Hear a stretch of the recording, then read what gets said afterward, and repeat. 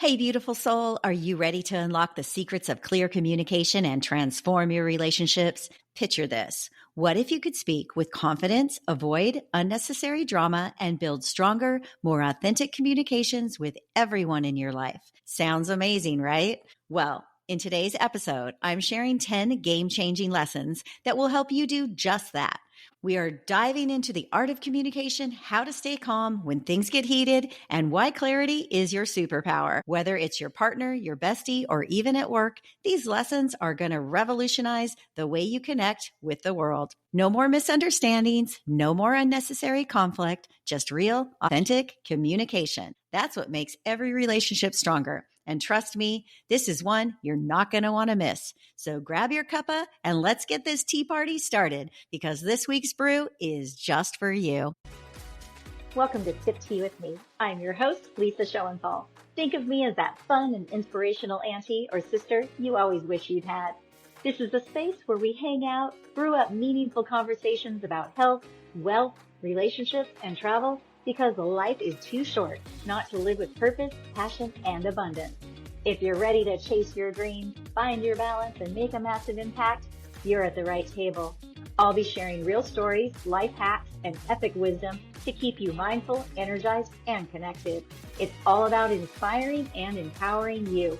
So grab your favorite cuppa as we spill the tea on how to create a life that's transformational, empowering, and authentically you, 100%. Let's drink to that and get started.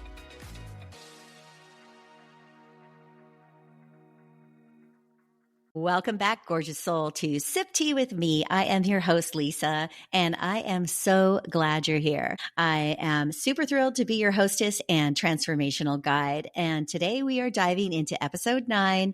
And here's the thing, 9 is a special number in numerology. It's all about endings, completions, and closure. That's right. We're wrapping up what no longer serves us and making space for transformation. And did you know that this year, 2025, is also a 9 year? When you add up the 2, the 0, the 2, the 5, it equals 9, which means it's a year of completion. So it means it's also a collective closure where everyone has experienced some level of this. It's a time for all of us to release and make room for the new. So today we're going to talk about 10 key lessons for empowerment and clear communication.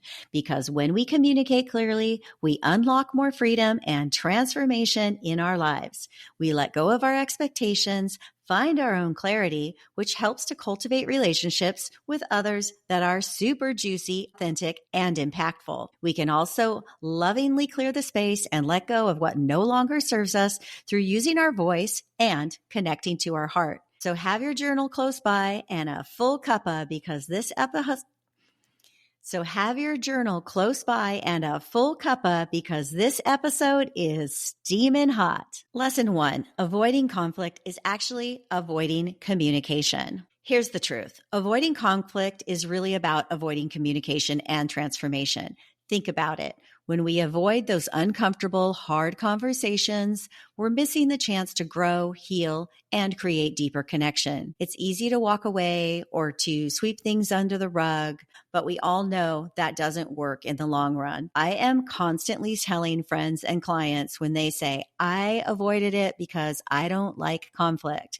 I'm constantly saying, you need to shift your mindset and remember, conflict is one thing, but communication is another. And it all depends on how you come at it. So I remember avoiding a conversation with a close friend because I feared it would ruin our relationship.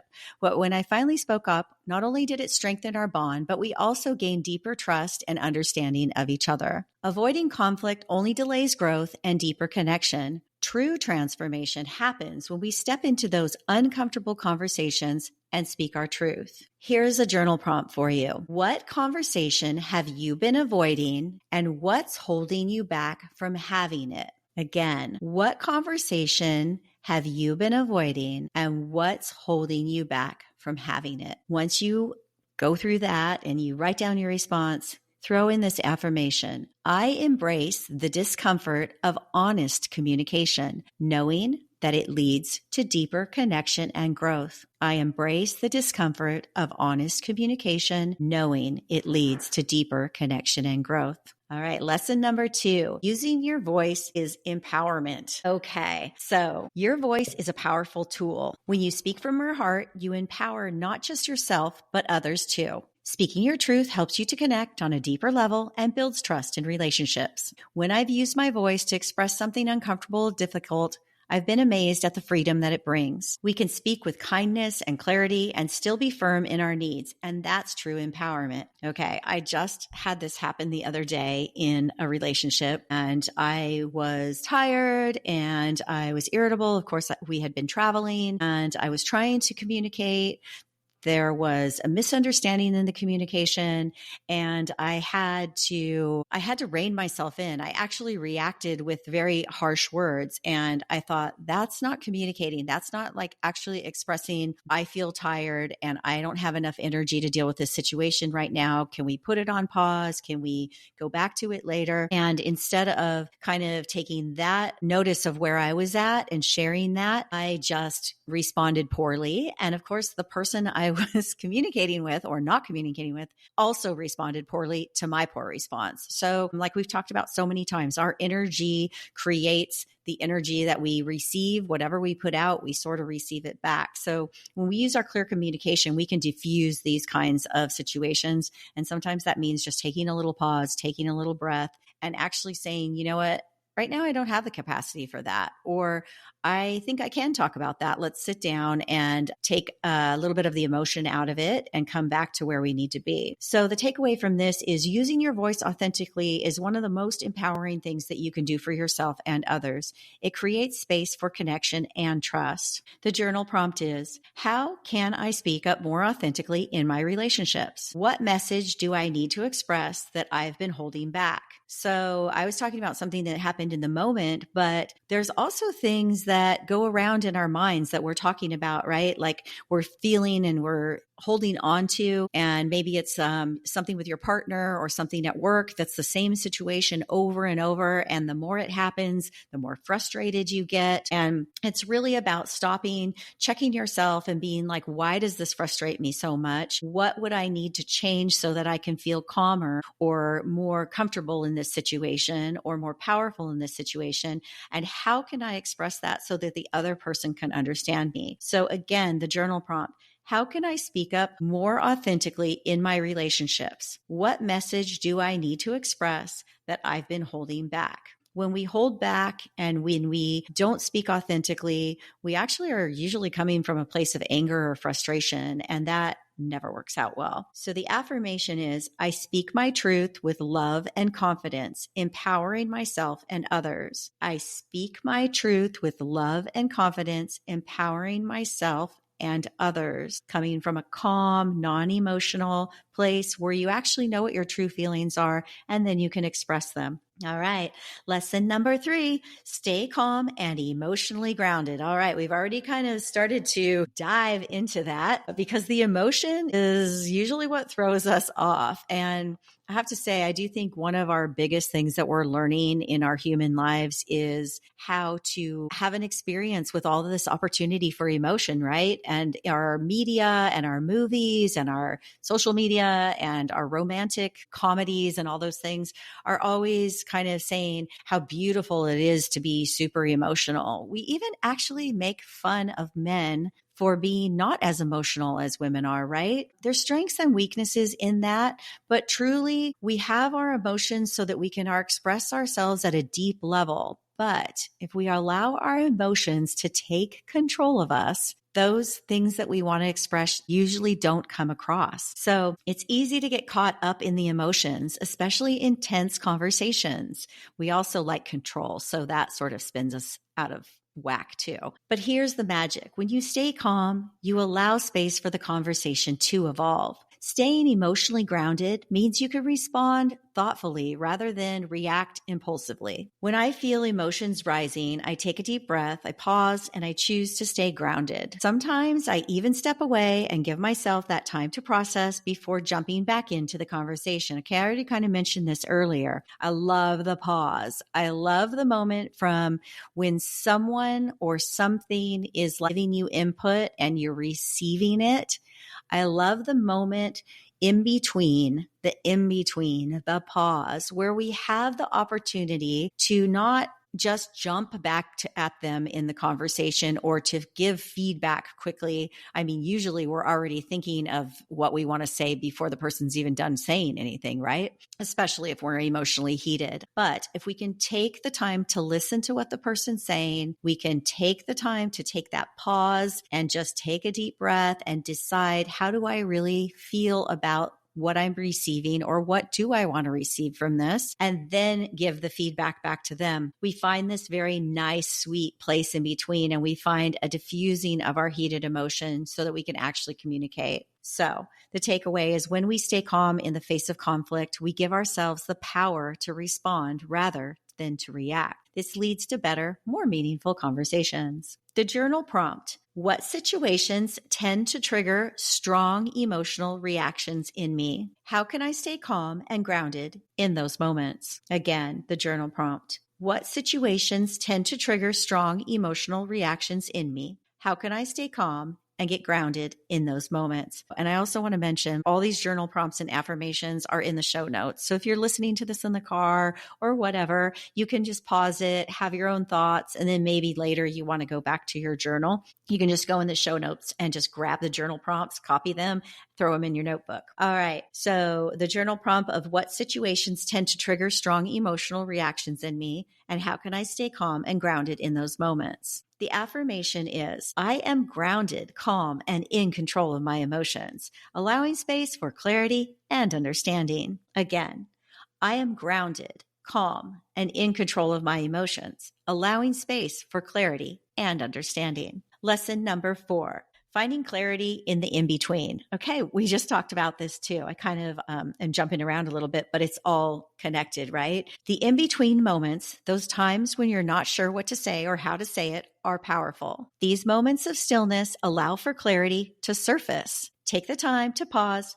and reflect. That's where the wisdom lies. Instead of rushing into that response, let that silence sink in and trust that your clarity will come when you give it the space it needs. The takeaway is, the in-between moments are an opportunity for clarity. When we pause and create space, we invite wisdom and understanding. The journal prompt: what conversation or situation in my life do I need to pause and reflect on before responding? How can I embrace the in-between for clarity? Again, what conversation or situation in my life do I need to pause and reflect on before responding? How can I embrace the in-between for clarity? The affirmation is, I trust the pause, knowing that clarity comes when I give myself space to reflect and listen. I trust the pause, knowing that clarity comes when I give myself space and reflect and listen. This has to be one of my most valuable lessons. I continue to work on it. I do not have it mastered. I do not have any of these things mastered, by the way. None of us do. This is a continuing work in progress. It's about embracing the trial and error of things and to finding our peace and calm. That's really what we're doing here, is getting back to our bliss. And the more we can love deeply, the more we can communicate deeply, the more we can show up as ourselves, the easier our lives become and the more blissful they become. So this trusting the pause was a really hard thing because I'm a really quick thinker. So for me, I have always been able to come back with a very quick response and a very smart response. I can evaluate a lot of things at the same time and really take my power, what I thought was my power, by using this quick-mindedness. And I can also, I'm just going to admit it, it can be very harsh. It could sting the other person. And because I'm intuitive, I also know how to either love someone really deeply or see someone very deeply, but I also know how to hurt someone very deeply. And a lot of times when we feel hurt or we feel frustrated, we want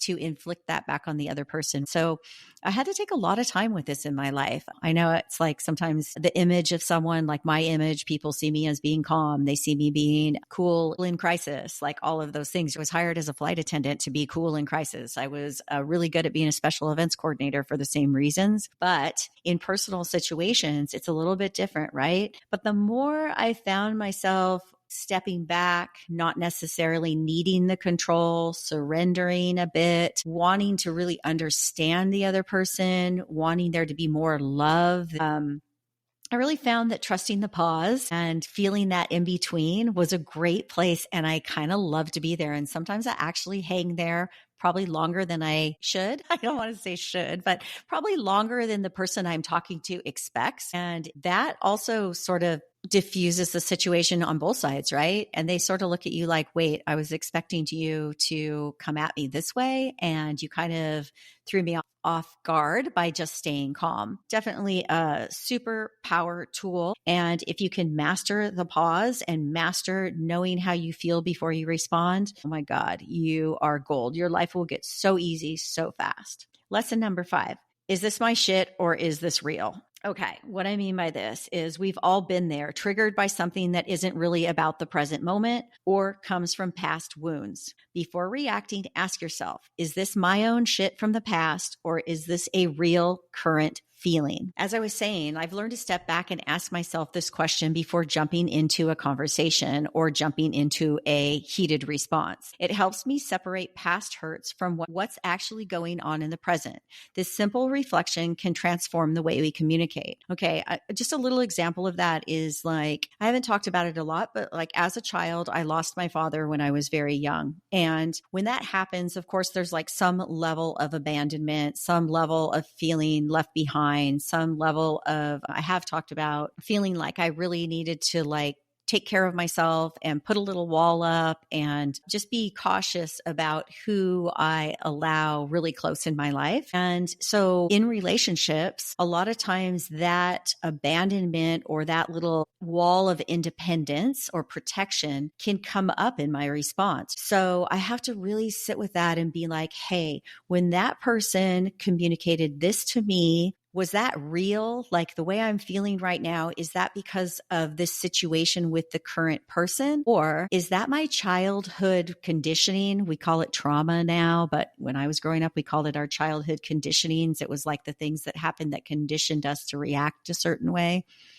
Because I don't really feel like it was trauma. I feel like it was like a habit I created to protect myself, right? So I have to really ask myself, is this about this moment or is this about my childhood wounds? So I encourage you and invite you to take that pause in between to ask yourself some of those same things. The takeaway here is recognizing when your past wounds are influencing your present reactions allows you to communicate with greater clarity and authenticity. The journal prompt: when was the last time I was triggered by something that wasn't truly about the present moment? How can I create space to separate past wounds from current feelings?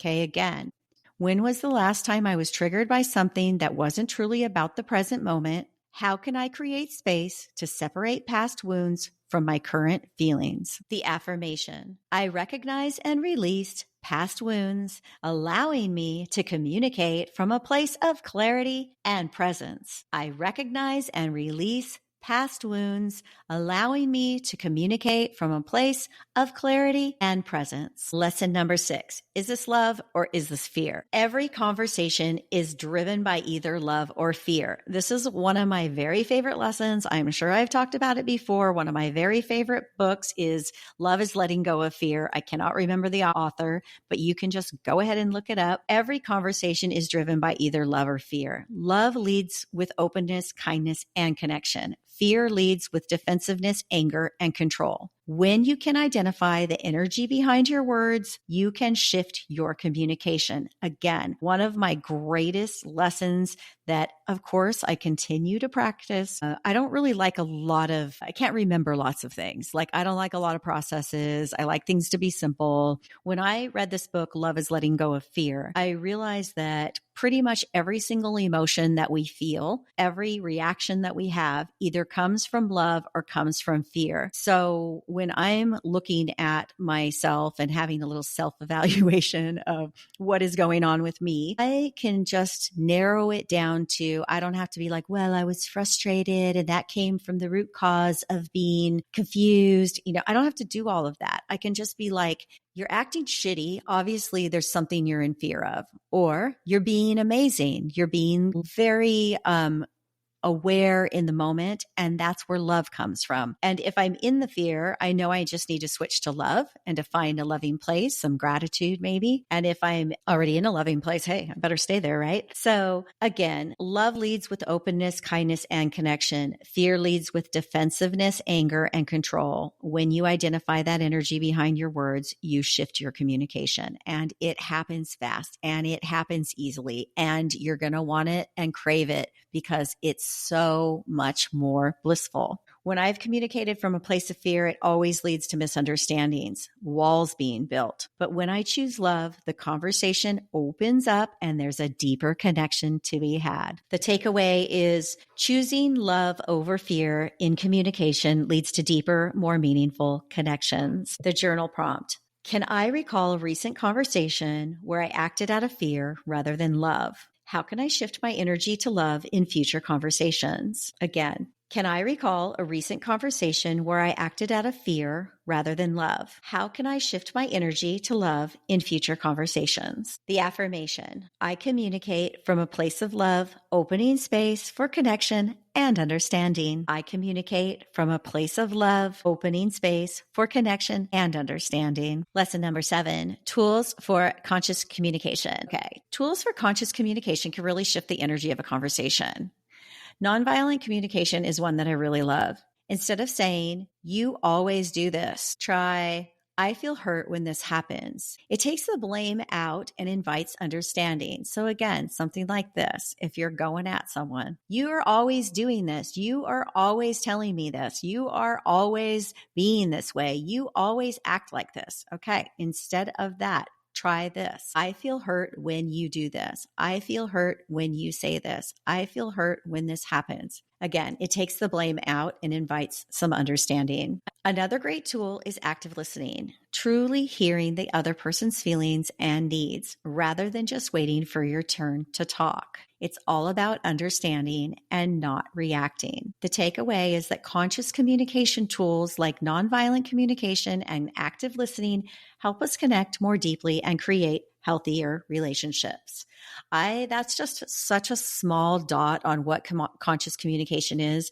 But if you are interested in some more tools or reading about that, just throw it right into Google or throw it into Amazon Prime or whatever, and just put in conscious communication and all kinds of books will come up. I actually have a really beautiful friend who wrote a book about conscious communication, and I will add that to the show notes too. Or if you don't see it, please feel free to DM me or send me an email, my website over at lisashowenthal.com, and I would be happy to send that information over to you. All right.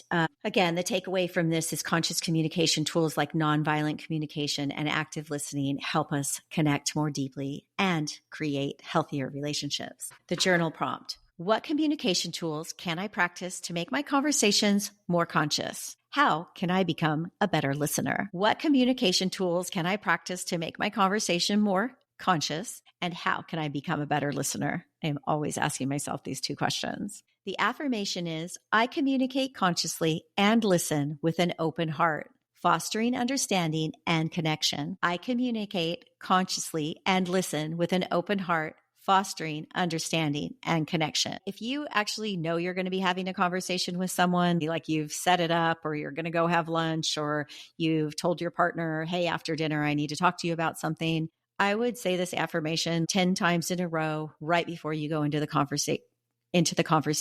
You will find yourself in a very grounded, centered place, and the energy and the frequency within your body, heart, mind, emotional, spiritual, and your level of connection to the person will be absolutely amazing. I just invite you to try it. If you try this, please let me know. I'd love to hear what goes on for you. Lesson number 8, bringing awareness without finger pointing. You love that? Always remember when you're pointing the finger, as they say, you've got all those other fingers pointing right back at you. So awareness is key, but finger pointing isn't the way to create change. Instead of blaming, we can bring awareness by asking questions and expressing how something makes us feel. This invites collaboration instead of defensiveness. Once I had this conversation with a colleague where we were at odds, but instead of blaming them, I said, I felt dismissed in that moment. Can we talk about it?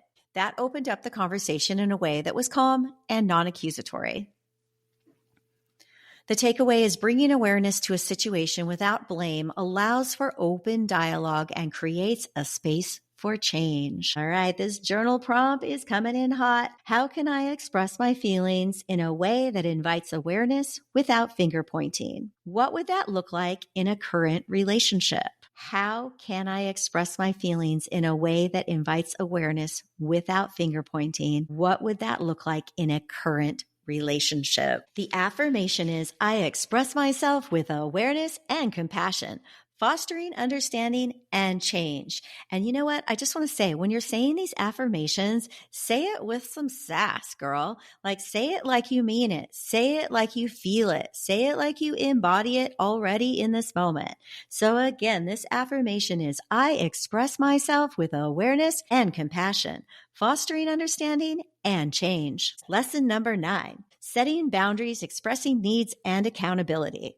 Boundaries are a form of self-care, and they are one of the hardest things that we're learning to do as humans in this lifetime. But they're also about accountability, both to yourself and to others. When you set boundaries and express your needs clearly, you're showing up for yourself and holding others accountable for how they treat you. I'm going to say that again. When you set boundaries and express your needs clearly, you're showing up for yourself and holding others accountable for how they treat you. If you don't have boundaries, then people treat you however they want. You get frustrated, you get hurt, you get angry, you miscommunicate, and it is good for nothing. The more clear boundaries you have around yourself, the easier it is to actually tell someone, hey, you know what? That's not working for me. You know that doesn't work for me because we've already talked about this. So let's reassess the situation and decide how we can make it better for the future. Or guess what? Maybe if the people aren't respecting your boundaries, then maybe it's time to release that person from your energy field, from your presence, from your job, from your whatever. But the boundaries will help you make those really hard decisions or really powerful decisions. In my book, The Men We Meet, I talk a lot about accountability in relationships. It's not about blaming. It's about owning your actions, offering up what your needs are, and making sure you're not accepting less than you deserve.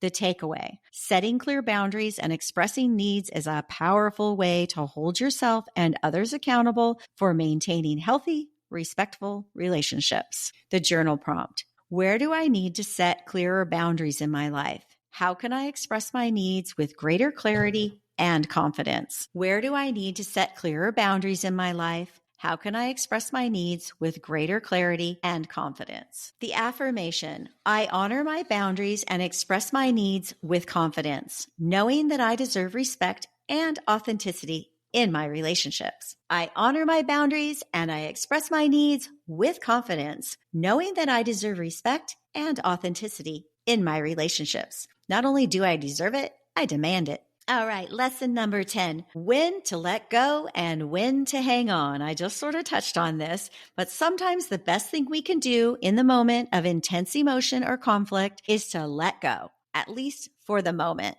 It's not about giving up. It's about creating the space to diffuse emotions and gain clarity. Letting go doesn't always mean walking away from a relationship or conversation. It's about releasing the emotional charge so we can respond with wisdom and not out of anger or frustration. I've learned to step back from arguments and tense situations. By giving myself a moment to breathe, I gain the clarity to engage with love and openness. The takeaway is letting go, even temporarily, creates space for clarity, wisdom, and deeper understanding. Sometimes full release is necessary to move forward and make space for something new. I just kind of touched on that when we were like dabbling around. Lesson number 9 is if you've set your boundaries and you've clearly communicated and you find yourself in the same situation with someone over and over, or you find yourself in the same situation, but with different people, right? Because as we're trying to learn a lesson, sometimes we have the lesson in various ways. Maybe we're having it with a work colleague.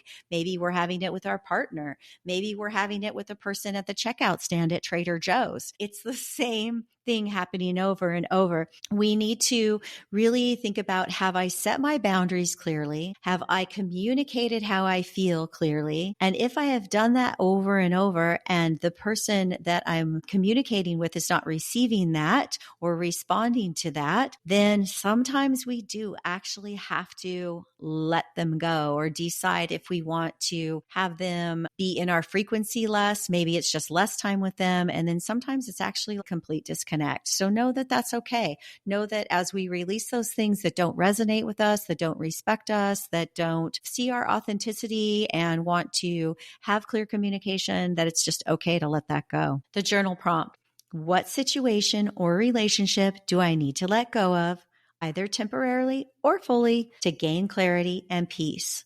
What situation or relationship do I need to let go of, either temporarily or fully, to gain clarity and peace? The affirmation is, I release what no longer serves me, creating space for clarity, growth, and new opportunities. I lovingly release what no longer serves me, creating space for clarity, growth, and new opportunities. Wow, that was an incredible journey of communication and growth we've shared today, right? I hope these lessons resonated with you and that you feel empowered to communicate more clearly, authentically, and with love. Remember, conscious communication is an ongoing practice, and the more we honor ourselves and others, the deeper and richer our relationships will become. Just take a moment right now to reflect on what you've learned today, what conversations are waiting for you, what boundaries need to be set, and remember, you have the power to communicate with clarity, vulnerability, and strength.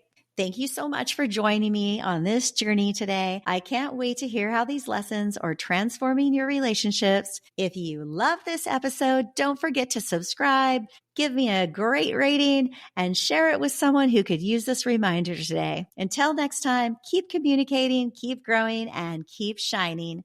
Cheers, my friends.